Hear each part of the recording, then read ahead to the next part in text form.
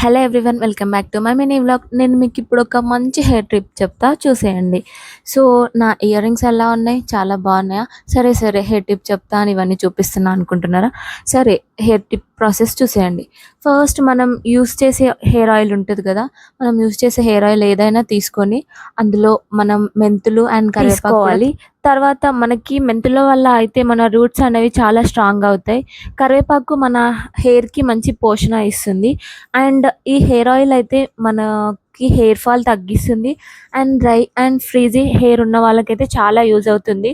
Smooth and సాఫ్ట్గా చేస్తుంది. And ఇదంతా ప్రాసెస్ కూడా మనం లో ఫ్లేమ్లోనే చాలా డేస్ స్టోర్ చేసుకోవచ్చు. సో మనం దీన్ని హెడ్ బాత్ చేసే 1 అవర్ ముందు లేదా బిఫోర్ 1 డే పెట్టుకోవచ్చు. సో ఇక్కడ అవి వేసాక వాటి స్మెల్ అయితే చాలా బాగుంటుంది. అండ్ తర్వాత వాటిని మనం వడకట్టుకోవాలి.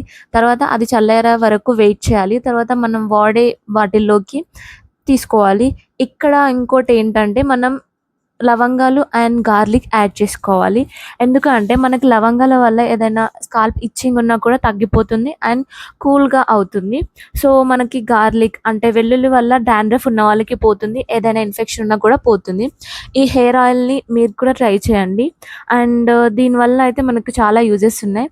వీడియో నచ్చితే like, share, subscribe. Bye guys.